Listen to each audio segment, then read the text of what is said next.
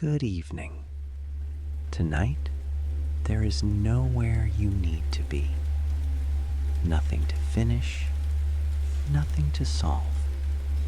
The day is over now. So take a slow, comfortable breath. Settle into your favorite position. And if you'd like, put on your headphones. As the rain falls softly outside, allow your shoulders to relax. Let your jaw loosen. Let your breathing find its own gentle rhythm. There's no need to focus on anything. No need to remember anything. No need to do anything at all. Tonight, all you need to do is listen. Together, we'll leave the noise of the day behind. We'll step away from deadlines, screens, notifications, and unfinished thoughts. And we'll make our way somewhere quieter, somewhere beyond the rain, somewhere beyond the busy streets and the glow of distant windows. And we'll make our way somewhere quieter, somewhere beyond the rain, somewhere beyond the busy streets and the glow of distant windows. The library is waiting. Rain taps softly against the windows. A single green lamp glows above the reading table. And waiting beneath its light is tonight's book. Let's open it together. Tonight's book is The Ancient Salt Roads. As we turn the first page, our journey begins. Long before railways, long before highways, and long before modern shipping routes connected continents together, there was salt. Not gold, not silver, not silk. Salt. A simple mineral. White. Granular. Common to the eye. Yet valuable enough to shape entire roads across mountains, deserts, and coastlines. For thousands of years, communities depended upon it, not as a luxury, but as a necessity. Salt preserved food. Salt flavored meals. Salt allowed fish, meat, and vegetables to survive long journeys and long winters. Without it, many settlements could not store enough food to last through the changing seasons. Because of this, salt traveled constantly, slowly, patiently, moving from one region to another, carried in sacks, stored in wooden barrels, loaded onto carts, balanced on the backs of animals, across Europe, Asia, Africa, and beyond. Quiet routes emerged. Some followed rivers, some crossed forests. Others climbed mountain passes, where the air grew cooler and thinner with every step. These became the ancient salt roads. Not a single road, but a vast network of pathways connecting distant communities through the steady movement of one essential mineral. Many of these routes were surprisingly ordinary, Narrow dirt tracks, stone-paved lanes, gentle paths winding between hills and valleys. Travelers often moved at walking speed. A horse-drawn cart might cover only a modest distance in a single day. There was little urgency, only the slow rhythm of trade, the turning of wheels, the sound of footsteps, and the quiet weight of salt. Long before salt began its journey across valleys and mountain passes, it first had to be gathered. In some places, this happened beneath the earth, deep below rolling hills and quiet forests. Ancient miners worked within vast deposits of rock salt that had formed millions of years earlier. These underground chambers were cool throughout the year. The air was still. The walls shimmered faintly when touched by the light of a lantern. Some tunnels stretched for remarkable distances. Others remained narrow and winding. The sound within them was often soft and repetitive. A distant footstep, the scrape of a tool against stone, the quiet echo of movement disappearing into the darkness. Many miners spent long hours carefully cutting blocks of salt from the surrounding rock. The work required patience more than speed. Large chunks were separated piece by piece, then gathered into manageable loads. The salt itself varied in appearance. Some deposits appeared bright white. Others carried shades of gray, pale blue, or faint amber. When lantern light touched the crystal surfaces, tiny reflections flickered across the walls like distant stars. Above ground, the world continued at its usual pace. Seasons changed. Clouds drifted across the sky. Villages carried on with daily life. Yet deep below the surface, the ancient deposits remained unchanged. Silent, patient, waiting. Once extracted, the salt began another slow process. It needed to be sorted, stored, measured, and prepared for transport. Workers carefully stacked the blocks inside storage buildings made from timber and stone. Some pieces would remain there for weeks, others for months, waiting for merchants, traders, and travelers to carry them toward distant towns and markets. And so, the journey of salt continued. Not quickly, not dramatically, but steadily. One load at a time. In other regions, salt was gathered not from beneath the earth, but from the sea itself. Along quiet coastlines, shallow salt pans stretched toward the horizon. At first glance, they appeared simple.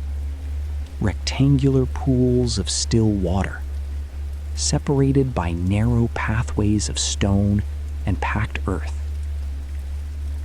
Yet These peaceful landscapes were the result of careful planning and centuries of observation.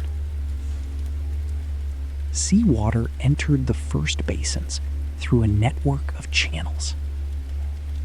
The water moved slowly, almost imperceptibly, guided by gentle slopes and small gates that controlled its flow. As the water traveled from one basin to the next, the sun began its work. Day after day, warmth lifted tiny amounts of water into the air. The process was gradual, steady, patient. Nothing happened quickly in a salt pan. There were no dramatic changes, no sudden transformations. Only sunlight, wind, and time. With each passing day, the water became slightly more concentrated. A little less water, a little more salt.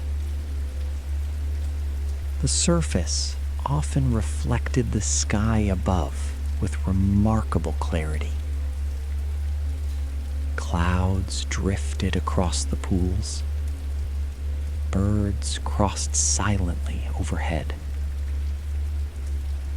The colors changed throughout the day. Soft silver in the morning, bright white at midday, golden reflections in the evening.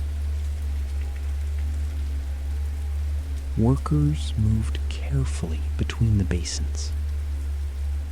Their pace was unhurried. There was little reason to rush. Nature itself determined the schedule.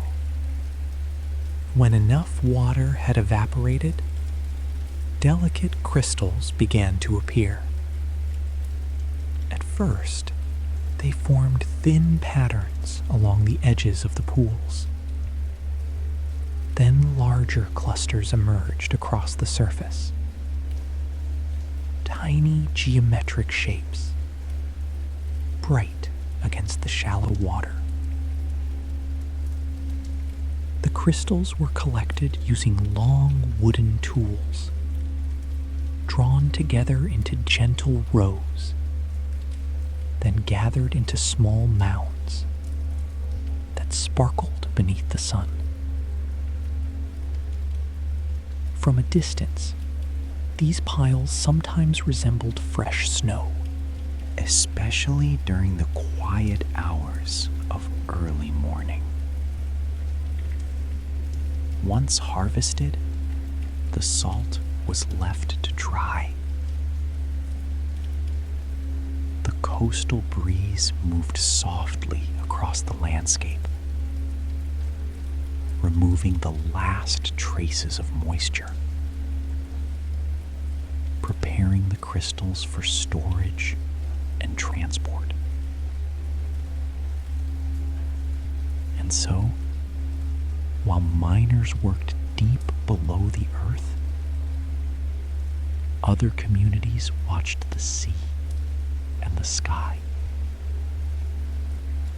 Both paths led to the same destination, the slow beginning of another journey along the ancient salt roads. Before salt could travel across valleys, forests, and mountain passes, it first needed to be packed carefully, patiently, and often by hand. Across the ancient world, merchants developed many different methods for preparing salt for transport. Some preferred woven sacks. Others relied upon wooden barrels. In certain regions, large baskets were used. Elsewhere, craftsmen built sturdy chests from local timber. the choice often depended upon the journey ahead. A short trip to a nearby village required one solution. A journey of hundreds of miles required another. Woven sacks were among the most common containers. Made from coarse fibers such as hemp or flax, they were strong, practical, and relatively easy to repair. Their texture was rough to the touch. Their surfaces carried the scent of dried plant fibers and long use. When filled with salt, the sacks became surprisingly heavy. A single load might require 2 people to lift it comfortably. The contents settled slowly inside, forming dense shapes that pressed firmly against the woven fabric. Merchants paid close attention to weight. Too much cargo could exhaust an animal. Too little reduced the value of the journey. Finding the proper balance was an important part of the process. In storage houses, workers often used simple scales to measure their goods. The movement was slow, deliberate. A sack was placed on one side, weights on the other. Small adjustments followed until everything rested in balance. Nearby, wooden barrels waited in neat rows. These containers offered additional protection from moisture and weather. Their curved sides were formed from carefully fitted wooden staves. Metal hoops held the structure together. When new, the wood carried a clean scent. Fresh, earthy, subtle. The interior remained cool and dry, ideal conditions for preserving valuable cargo. Once packed, the containers were arranged inside warehouses. Many of these buildings were simple structures: stone walls, timber beams, wide doors designed for carts and animals. The atmosphere inside was often remarkably still. Dust drifted slowly through shafts of sunlight. Footsteps echoed softly across wooden floors. Rows of sacks and barrels stood quietly in the shadows, waiting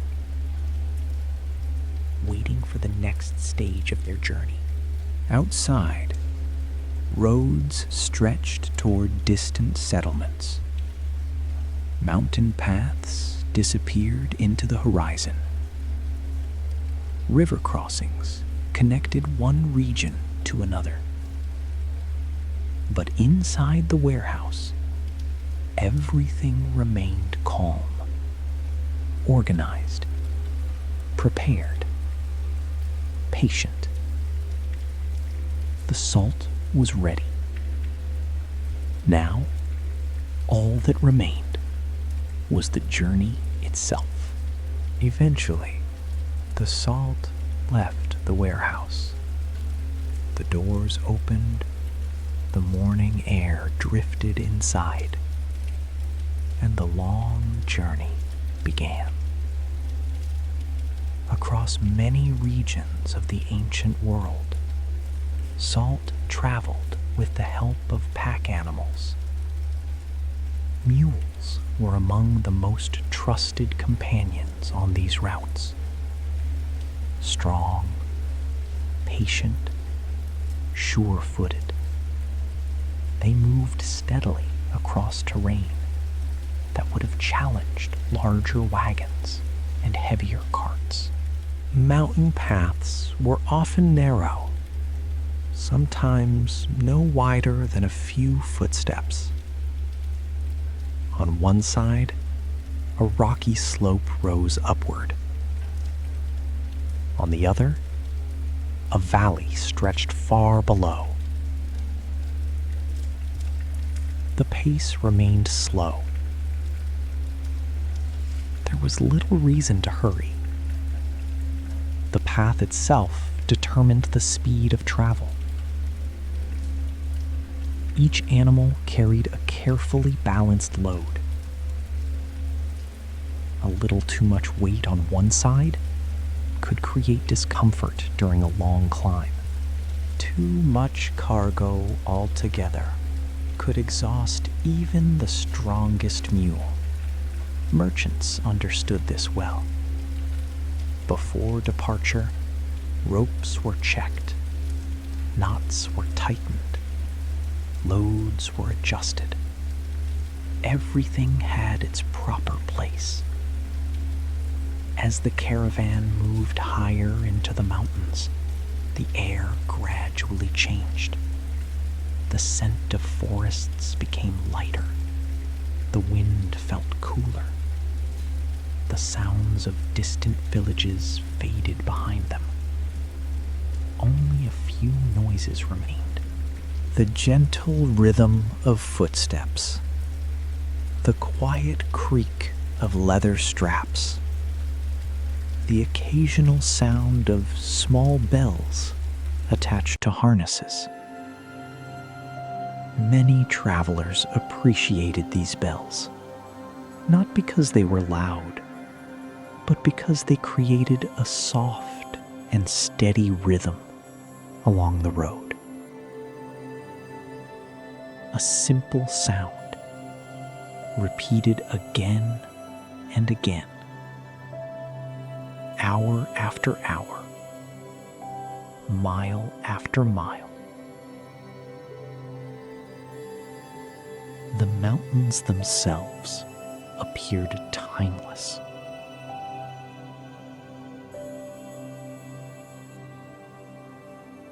Stone ridges stretched toward the horizon.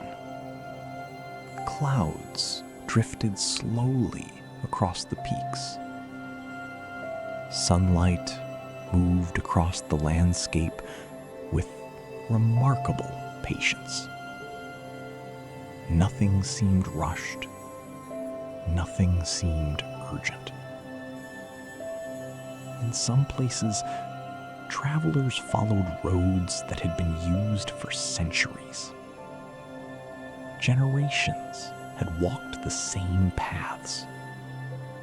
Merchants, farmers, messengers, pilgrims, and countless animals carrying their cargo between distant settlements. The road changed little. The mountains changed little. Only the travelers came and went. And among the many goods that passed through these quiet routes, salt remained one of the most reliable. One of the most familiar, and one of the most necessary. Day after day, the caravan continued forward, slowly, steadily, following the ancient roads toward the next town on its journey. Eventually, the road led toward market towns. Some were small, a handful of stone buildings gathered around a central square. Others were larger, with warehouses, workshops, and busy trading districts. Yet most shared the same quiet rhythm. Travelers arrived, goods were unloaded, records were written, and trade continued, much as it had the day before. At the edge of town, storage buildings stood waiting. Their doors opened early in the morning. Carts rolled slowly across packed earth. Animals rested after long journeys. The movement was steady rather than hurried. Salt was rarely handled with excitement. It was too familiar for that, too dependable, too common within daily life.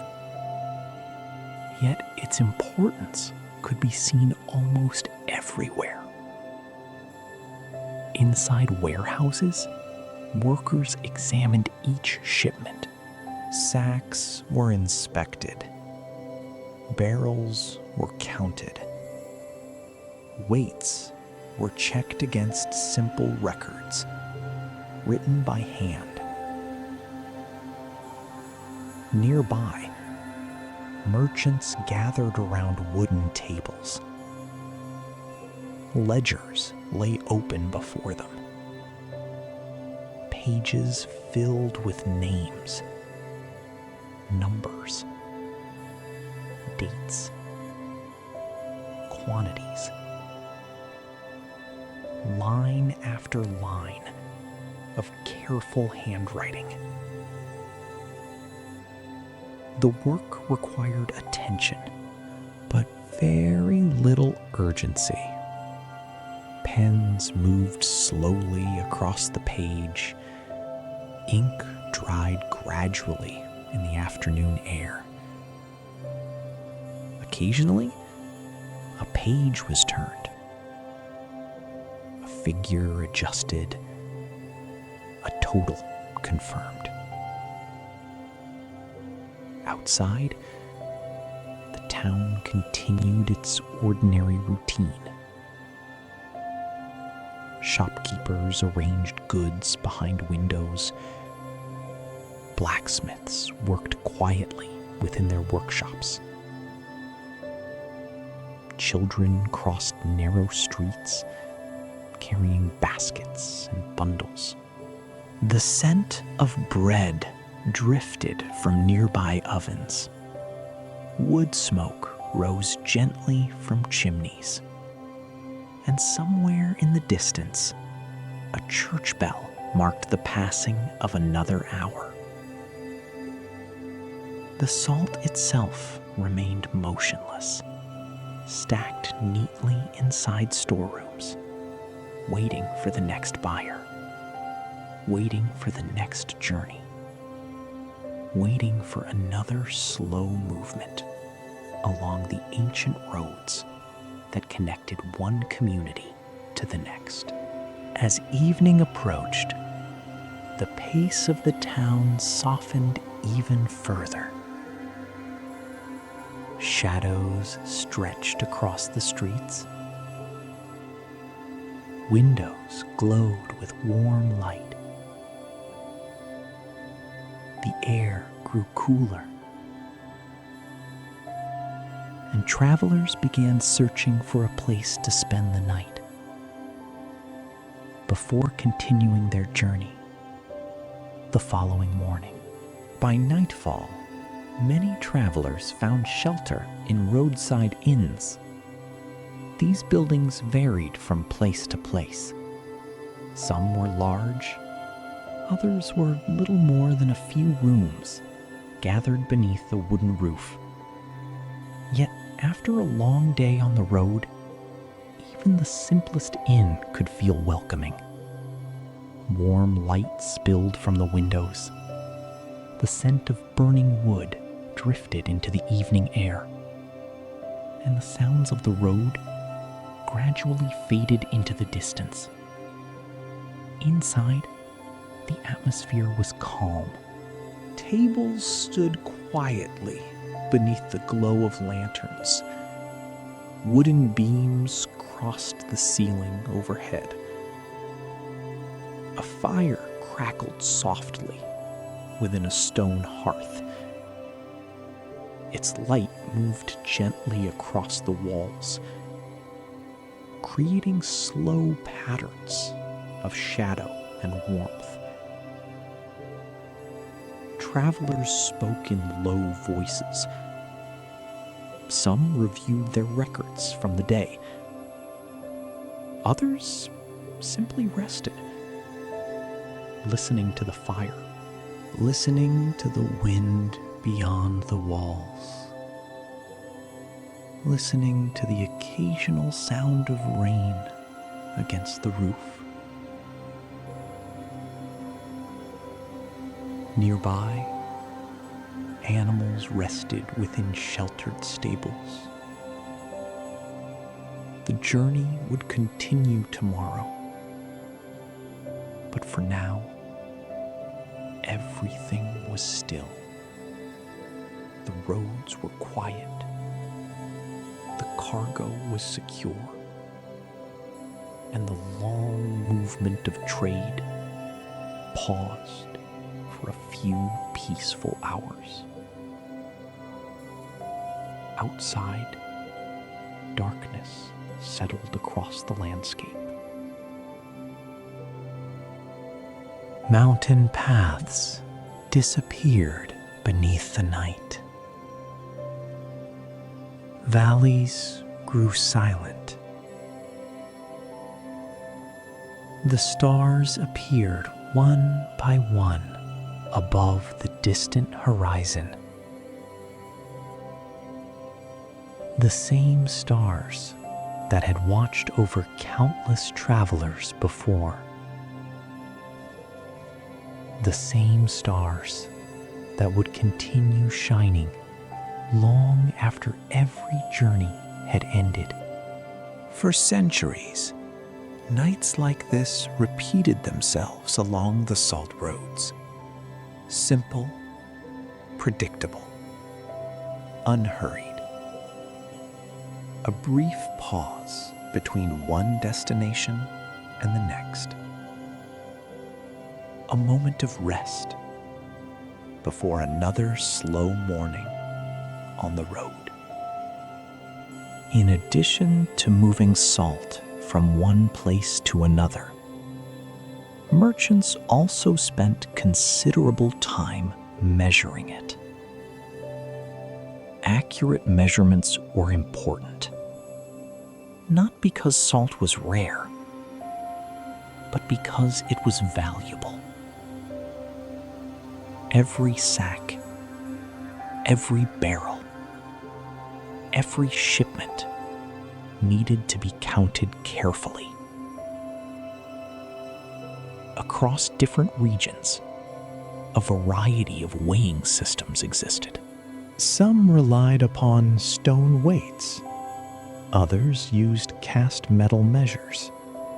Many were simple objects designed for a single purpose. Reliable, practical, familiar. Inside market towns, weighing stations often stood near warehouses and trading halls. Wooden scales hung from sturdy beams. Chains descended from iron hooks. Large trays balanced quietly on either side. The process itself was unhurried. A container of salt was placed upon one side. Weights were added to the other, one at a time. A small adjustment. Another weight.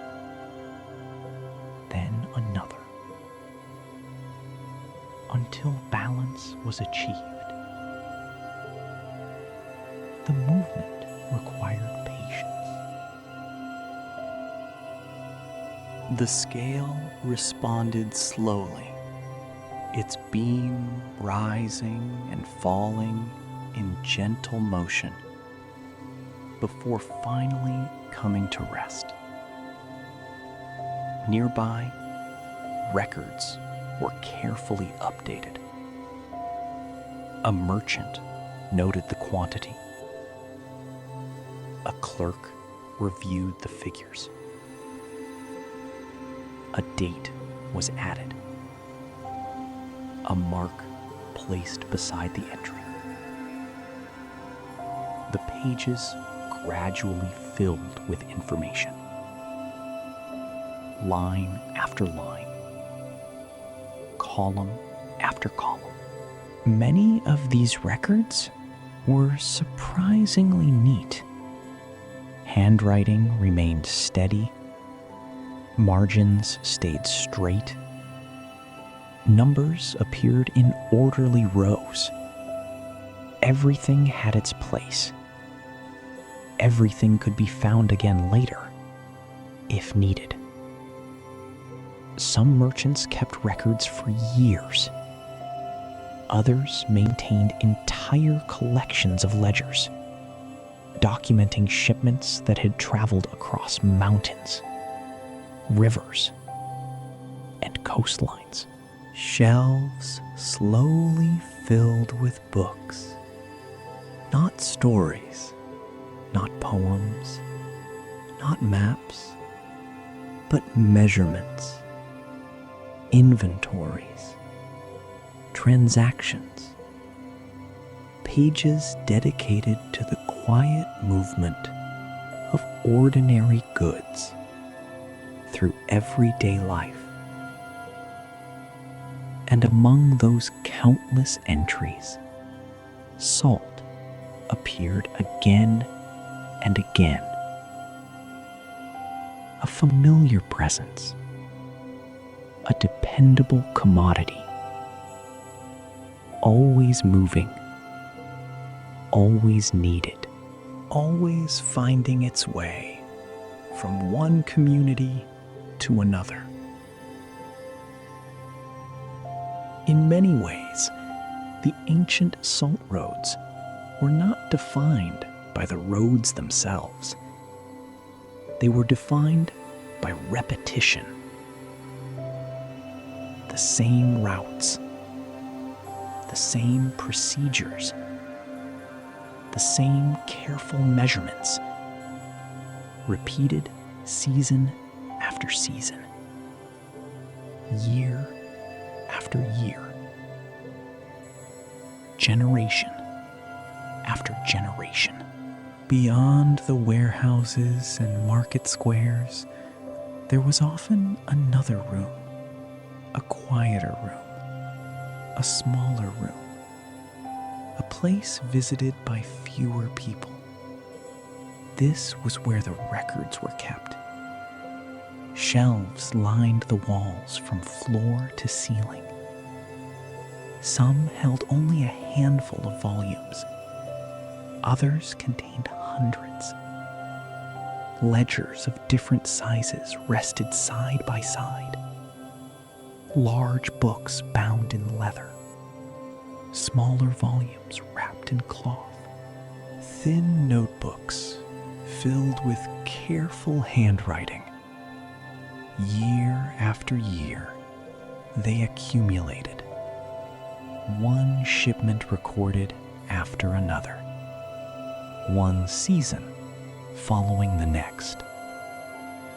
The room itself changed very little. Dust settled slowly upon the shelves. Light entered through narrow windows. The scent of paper and ink lingered in the air. Everything seemed to move at a slower pace. A page turned quietly. A pen crossed a line.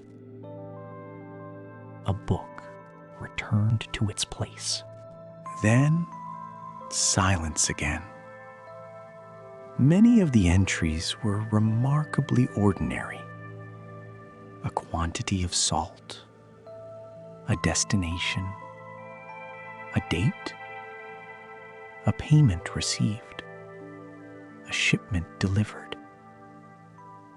Nothing dramatic, nothing unexpected.